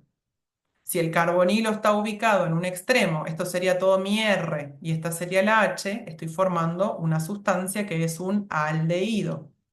Es este ejemplo. En cambio, si mi grupito carbonilo está en un carbono del medio, voy a estar formando con ese carbonilo y todo el resto de los carbonos una cetona.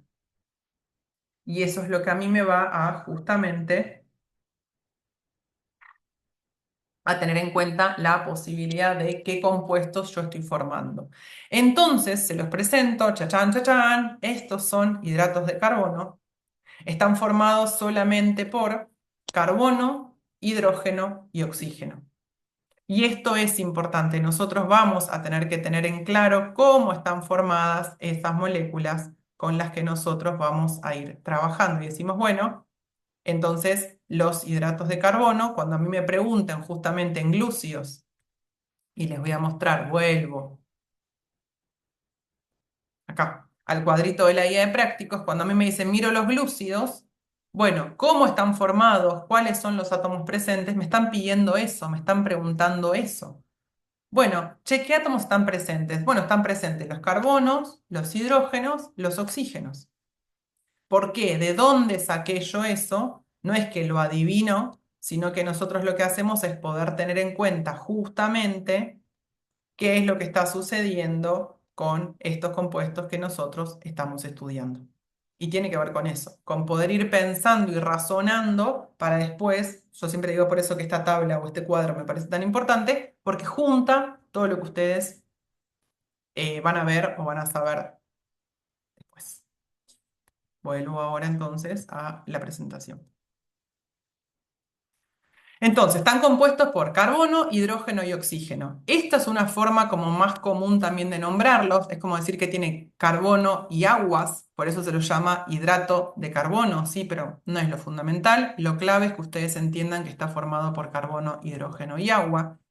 Que si me preguntan químicamente qué son, yo voy a decir son, primero, polialcoholes. Poli significa que tiene muchos.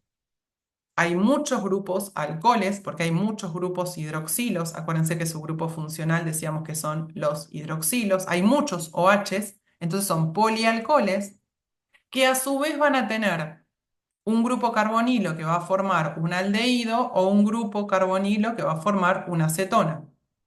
Entonces, químicamente esa es la estructura que tienen los hidratos de carbono. Son polialcoholes. Esos polialcoholes van a ser además aldehídos o cetonas. Y esta es la forma en que nosotros los vamos a ir clasificando y lo vamos a simplificar para que no sea un chino para ustedes. Hay distintas formas de clasificar las cosas en la vida cotidiana. Nos muestran para los carbohidratos tres formas. Hay tres. Una es por la posición del carbonilo. Yo voy a decir tengo aldehído o tengo cetona, pero como los hidratos de carbono terminan en osa, glucosa, fructosa, manosa, lactosa, sacarosa, decimos que tengo aldosas o cetosas. No es la forma más común de clasificarla, pero necesito que ustedes lo sepan. Hay aldosas o cetosas dependiendo de qué, de la posición del carbonilo. Hay otra forma de clasificar, que esta la vamos a usar un montón, que a mí me habla del número de átomos de carbono que tengo presentes. Si tengo 3 átomos de carbono, digo son triosas. Si tengo 4, digo son tetrosas. Si tengo 5, son pentosas. Si tengo 6, son hexosas. Esto nos va a servir porque vamos a hablar mucho después de que existe la vía de las pentosas. Vamos a hablar de que el glicerol es una triosa. Vamos a hablar más adelante cuando veamos fotosíntesis de los compuestos de C4 o C3 en función de si forman triosas o tetrosas. Y todo el tiempo vamos a usar esto, ¿sí? Así como les digo, las aldosas y las cetosas no es tan importante esa clasificación, sépanla por las dudas, pero no es lo fundamental. La del número de carbonos sí es fundamental. Y la otra posibilidad que nosotros tenemos es entender que estos hidratos de carbono van a formar primero monosacáridos, un solo compuesto, lo que llamaríamos un monómero, la porción más pequeña, un monosacárido, pero que eso después puede dar lugar a compuestos más grandes, porque podríamos juntar dos monosacáridos y llegar a un disacárido, o podríamos juntar, en esta diapositiva lo explica mejor. Tengo uno, es un solo azúcar. Tengo dos, formo un disacárido. De 3 a 20 vamos a decir que tenemos oligosacáridos y cuando tengo más de 20 hablo de polisacáridos. ¿Cuáles son los más importantes? Los mono, los di y los poli. Como ejemplos concretos, acá vamos a ver la clase que viene lo que tiene que ver con glucógeno, almidón, celulosa. Como disacáridos, vamos a ver tres ejemplos puntuales que ustedes tienen que saber: sacarosa, lactosa y maltosa. Y monosacáridos va a ser la glucosa, la galactosa, la manosa, la fructosa, ¿sí? Entonces, los más importantes son los mono, uno, los di, dos, los poli de más de 20, que son muchos. Entonces tenemos estas tres clasificaciones por la posición del grupo carbonilo, aldehído o cetona, entonces le decimos aldosa o cetosa, por el número de átomos de carbono, triosas de 3, dijimos tetrosa de 4, pentosa o hexosa, o por la cantidad de unidades de sacáridos, cuántos tenemos, mono, di o poli, que son los más importantes. Esto ya lo dijimos antes, aldosa o cetosa, fíjense que nos marca dónde está el grupo funcional. Y de acá no voy a hacer tanto hincapié porque no es tan importante hablar de la proyección de Fischer porque se van a hacer una ensalada hermosa, pero sí esto es importante. Cuando yo tengo un átomo de carbono, ese átomo de carbono en la vida real y cotidianamente, todo el tiempo puede unirse a 4 enlaces. Es decir, cada carbono va a tener siempre 4 rayitas. Ejemplo, este carbono tiene una rayita, 2, 3, 4 rayitas. Este carbono tiene una, 2, 3, 4, ¿sí? Siempre mis carbonos van a estar unidos a 4 enlaces. A veces puede haber un enlace doble, como en este caso, o a veces son todos enlaces simples. No importa eso, lo que importa es que son 4. Si esos 4 enlaces están unidos a cosas distintas, es decir, si esto fuera solo un hidrógeno y esto un hidrógeno, no está unido a 4 cosas distintas. Se le dice sustituyentes a esas cositas que están unidos por los enlaces en ese carbono. Si el carbono tiene a su alrededor 4 sustituyentes diferentes, nosotros vamos a decir que ese carbono es asimétrico o quiral. Asimétrico o quiral. Y si bien esto es una característica de los hidratos de carbono, ¿sí? Es decir, los monosacáridos tienen esta posibilidad, nosotros le vamos a dar mucho hincapié cuando veamos aminoácidos. Por eso es importante saberlo ahora. Un carbono quiral o un carbono asimétrico es un carbono que está unido a cuatro sustituyentes diferentes. Si a mí me preguntaran, explique la quiralidad de los carbonos o explique por qué un monosacárido tiene un carbono quiral o un carbono asimétrico, yo tengo que explicar. El carbono puede tener cuatro enlaces. Si esos cuatro sustituyentes son diferentes entre sí y no se repite ninguno, ese carbono pasa a ser asimétrico o quiral, que es lo que nos quieren representar a nosotros acá. Esto es una forma de dibujar lo que llamamos una estructura en tres dimensiones. Este está para afuera, estos dos están en el mismo plano y este está para atrás. Es como si fuera algo de este estilo. Tengo uno para atrás, dos en el mismo plano y uno para adelante. No importa que ustedes puedan pensar en tres dimensiones esto, sí que entiendan que le ponemos R1, 2, 3 y 4 porque son ligandos diferentes. Acá está el ejemplo que decíamos antes, según la cantidad de carbonos, fíjense que en la estructura lineal 1, 2, 3 carbonos, triosa. 1, 2, 3, 4 carbonos, tetrosa. 1, 2, 3, 4, 5, pentosa. Y si miran con atención, en rojo nos marcan los carbonos quirales o asimétricos. ¿Por qué, por ejemplo, este carbono no es quiral? Porque si bien tiene cuatro enlaces, hay dos enlaces que están unidos a lo mismo. Entonces no tengo cuatro sustituyentes. ¿Y por qué este carbono no es quiral? Porque como me dice que hay dos hidrógenos, yo ya veo que tengo un enlace con este carbono. Otro enlace va a estar dado con este oxígeno del oxidrilo. Y si yo lo dibujara más esplayado, habría un hidrógeno para arriba, un hidrógeno para el otro costado. Y no tendría entonces cuatro sustituyentes distintos. En cambio, en este caso, este carbono, sí. Un sustituyente es todo esto, otro sustituyente es este hidrógeno, otro sustituyente es este oxidrilo, otro sustituyente es todo esto. Y ahí tengo los carbonos quirales. A veces el hidrato de carbono tiene un carbono quiral, o dos, o tres, ¿sí? No es que me importa cuántos tiene, pero sí tengo que poder identificarlos. Acá les va mostrando, la glucosa va a ser el que más vamos a estudiar. El gliceraldehído lo vamos a estudiar más adelante cuando hablemos de glucólisis. Y algo que es importante para nosotros, cuando veamos ácidos nucleicos, vamos a hablar de ADN y vamos a decir que está formado por la desoxirribosa, que es una pentosa, o sea que es un monosacárido de 5 carbonos, y es desoxi porque acá no tiene el grupo oxidrilo o hidroxilo, y el ARN, capaz prestaron atención alguna vez o capaz no, es el mismo compuesto, solo que lo que cambia es el azúcar, el hidrato de carbono que lo forma, y es una ribosa. Está la ribosa, que es la original, es esta. Es lo mismo que si a nosotros nos hubieran planteado esto, pero está en forma ciclada o forma cíclica o en forma anillada también lo pueden encontrar. Si ustedes van a ese librito, a ese material que ustedes les dan teórico, tienen la posibilidad, ¿sí? De volver a leer todo esto también. Entonces está la ribosa o la desoxirribosa. La ribosa va a formar el ARN, la desoxirribosa va a formar el ADN.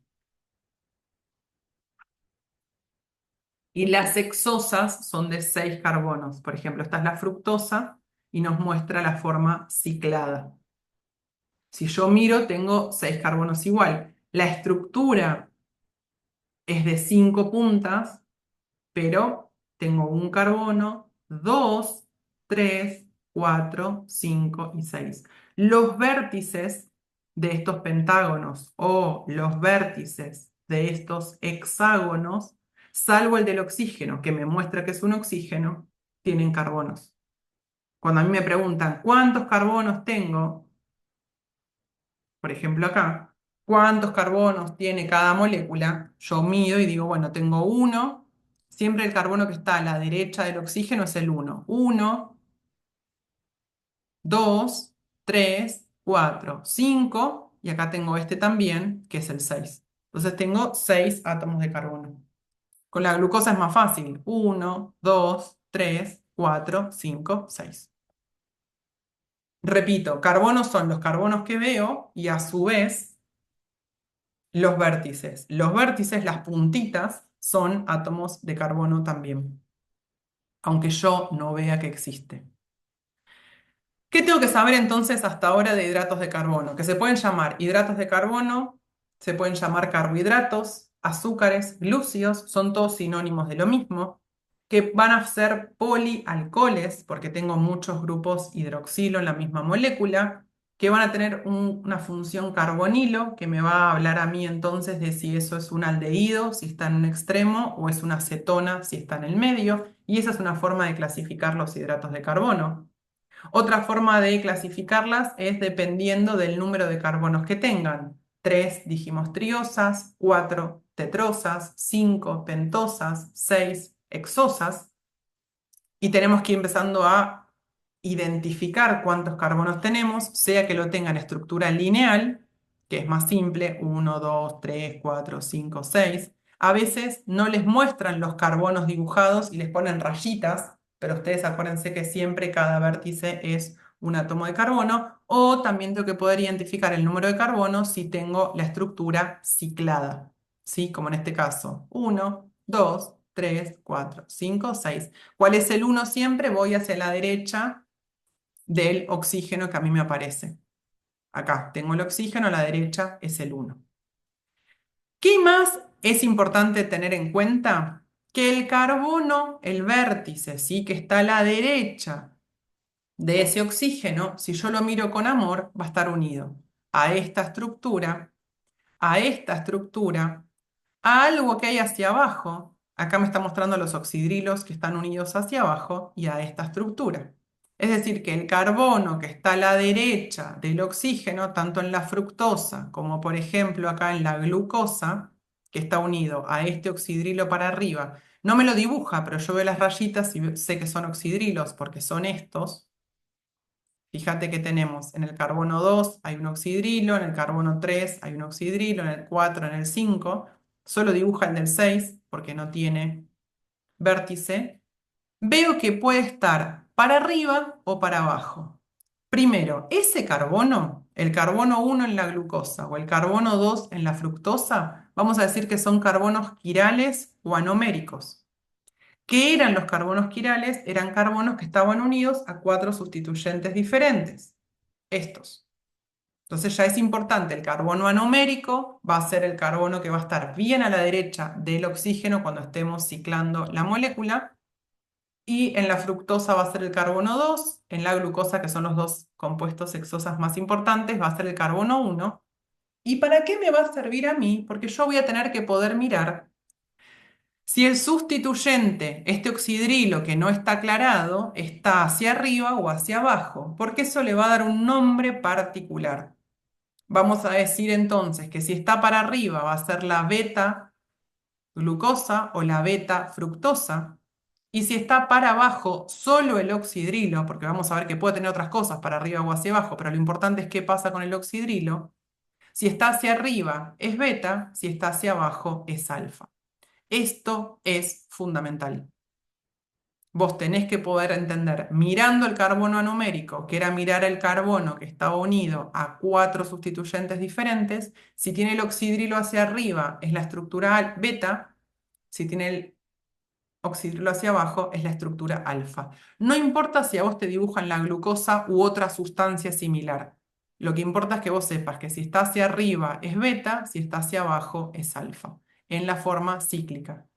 En general, todos los hidratos de carbono existen en forma alfa y beta, y hay un equilibrio entre las dos, siempre hay una que está más favorecida que la otra. ¿Qué necesito que vos sepas sí o sí? Hacia arriba alfa, hacia abajo, perdón, hacia arriba beta, hacia abajo alfa. Sí o sí.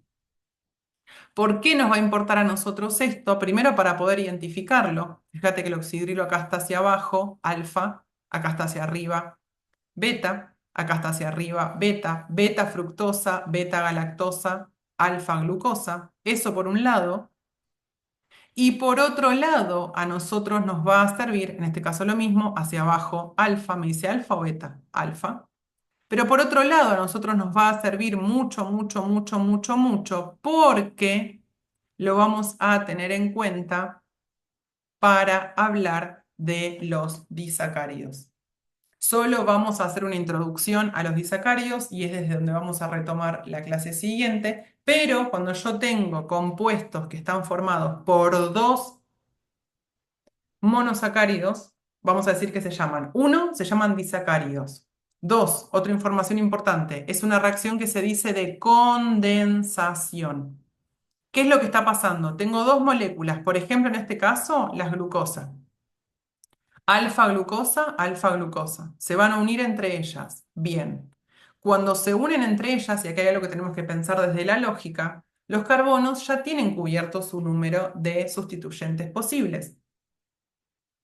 Si yo quiero ahora formar una unión nueva, es como tener una persona que tiene las manos ocupadas y le quiero decir, pará, quiero que te agarres de la mano con tal. Pero si yo tengo las manos ocupadas, lo que necesito es soltar lo que yo tengo para poder agarrarme de la mano con tal.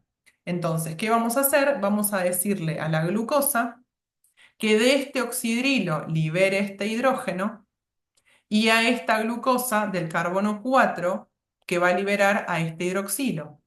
Entonces, ¿qué me va a pasar a mí? Un hidrógeno más un OH me va a dar una molécula de agua.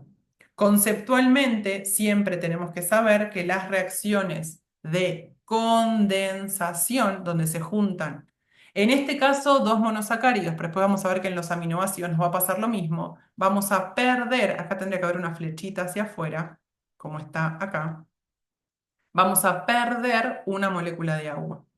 Entonces, ¿cómo se forman los disacáridos? Por reacción de condensación, es la unión de dos monosacáridos, se libera una molécula de agua y hay que tener en cuenta dos cosas muy importantes de sus enlaces. Uno, que vamos a decir que los disacáridos se forman por enlaces O glucosídicos, porque el enlace va a estar intermediario un oxígeno.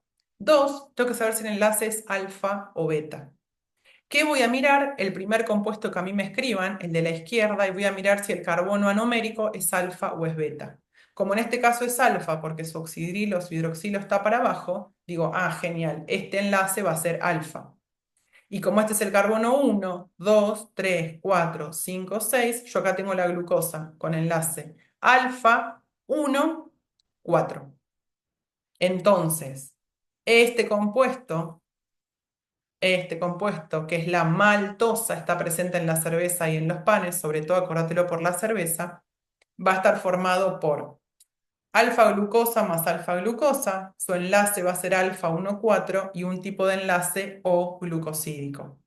Es una reacción de condensación, por lo tanto yo voy a perder una molécula de agua. Esto podría ser una pregunta abierta. Maltosa, dos puntos, explicar cómo está formada, qué tipo de enlace tiene, dónde la encuentro. Si es un disacárido, se forma por una reacción de condensación entre dos monosacáridos. ¿Cuáles son? Alfa-glucosa y alfa-glucosa. ¿Por qué alfa-glucosa? Porque las veo y las voy a estudiar. Oxidrilos hacia abajo, entonces son alfa. Enlace glucosídico porque aparece un oxígeno en el medio y el enlace es alfa 1,4. Esto significa que está unido al carbono 1 de una glucosa y al carbono 4 de otra glucosa. De la misma forma y con la misma idea, vamos a formar la sacarosa.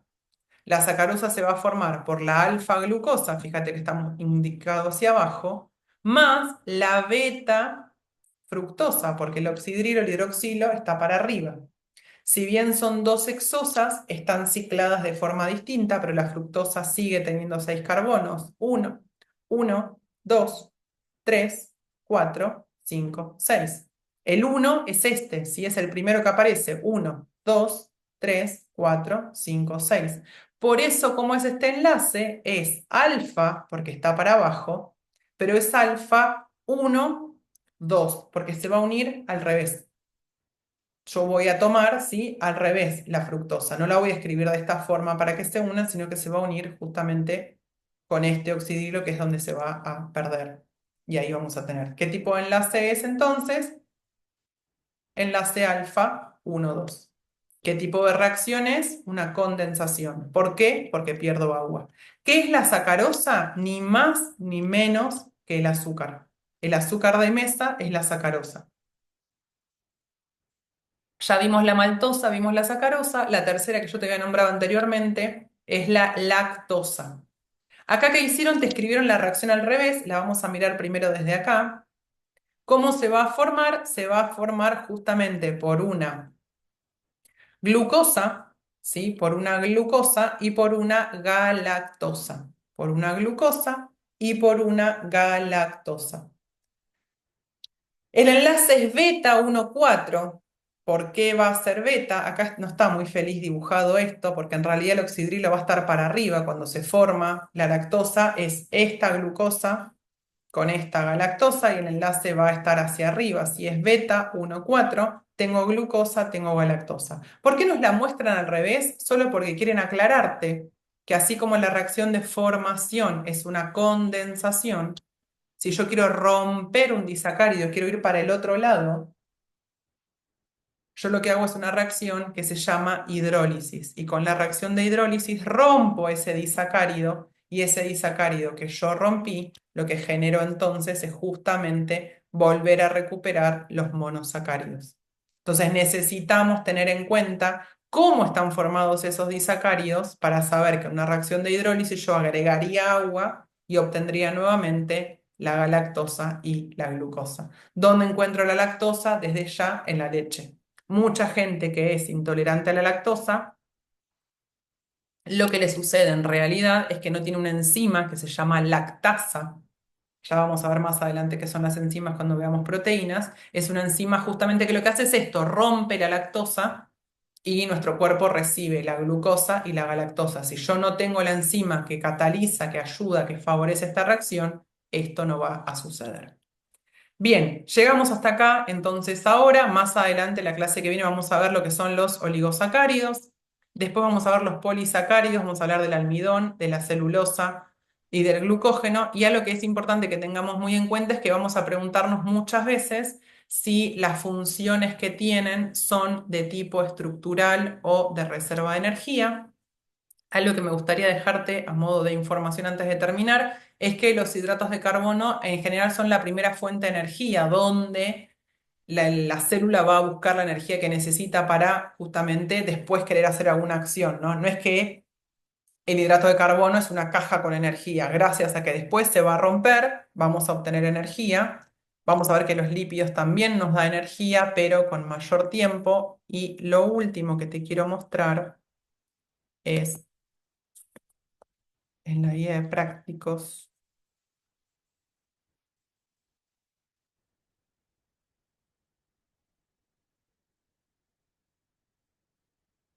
Acá, dentro de nuestro repartido, tenemos la guía que habla de glúcidos y lípidos que nos piden nombrarlos utilizando prefijos aldo y ceto. Hay que mirar si el carbonilo está en el carbono 2 o en el carbono 1.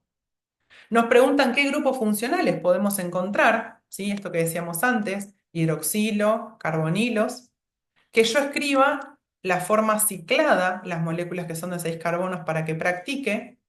Me trae la leche y me habla entonces de la lactosa y me cuenta entonces qué biomolécula es, de qué grupo es, qué tipo de enlace tiene. Fíjate cómo te hace repasar todo lo que nosotros fuimos viendo y después me dice, bueno, agrupemos las siguientes biomoléculas según su función, que esto es lo que yo te decía recién. Vamos a ir viendo a medida que estudiemos si tiene un tipo de función estructural o de reserva. Y acá me dicen entonces qué macromolécula está representada. Yo tengo que poder identificar si es un lípido o un hidrato de carbono, cuál es su función celular, cuáles son las similitudes, cuáles son las diferencias. Y algo que es muy importante, ustedes van a tener, o sea, ya tienen en el campus, en la plataforma, lo que llaman ellos las autoevaluaciones. Y esto es fundamental, no porque te vayan a tomar eso, porque la verdad es que no es que toman eso exactamente, pero sí cuando vos entrás, te encontrás con esto, ¿no? Son cuestionarios, fíjate que estos de glúcidos y lípidos, es decir, después de la clase de la semana que viene, cuando veamos lípidos, lo pueden completar. Y lo bueno es que tienen, la calificación es la calificación más alta. Es decir, yo entro hoy, hago 4 bien, queda 4. Pero después hago 8, me queda el 8, ¿no? Nadie mira en sí las autoevaluaciones, no es que les van a poner nota, pero sí a ustedes los ayuda para poder practicar. Tanto en química, que les suben un prototipo de parcial y de examen, como en biología con las autoevaluaciones, esto ayuda mucho. Esto nos va a ayudar mucho, sobre todo ahora, para que ustedes puedan también testearse con ustedes mismos y ver qué es lo que está sucediendo. Bien, esto es todo por esta clase. Nos encontramos nosotros la semana que viene. El video les llega entre hoy a la noche y mañana por si lo quieren resolver. Y acuérdense que mediante el grupo de WhatsApp yo les voy a pasar las actividades para poder ir practicando y resolviendo. Muchas Cualquier gracias. consulta que tengan, escribime, en serio. Sé que Vicky se iba antes porque tenía otra clase, pero en serio, cualquier cosa que necesites, si no sé, no entendí esto, pensé que sí, en la clase me quedó claro, ahora no, escribime y lo vemos por el grupo Los de... ejercicios que me mostraste recién están en la plataforma también. Todo está en Están la ahí. plataforma. Sí, está en la plataforma en Agros. Vas a ver, mira, abajo, cuando vos entras al campus, yo porque tengo la contraseña de uno de ustedes, te encontrás con primero toda la bibliografía. Acá está Ahí. la guía de ejercicios y acá está ese manualcito que ellos te dicen que leas de macromoléculas. Acá está Química de la Vida con las distintas clases. Nosotros vimos Introducción, que es el que les mandé grabado. Hoy vimos Organización celular, agua y empezamos a ver glúcidos. La clase que viene terminamos glúcidos, vemos lípidos y después vemos ácidos nucleicos y proteínas que todavía no lo dieron. Y vos tenés, en algún lado de por acá aparecen las autoevaluaciones. Acá, acá mismo. Te van Ahí. poniendo por temas y en función del tema y te ponen glúcidos y lípidos y entras acá y ves las preguntas.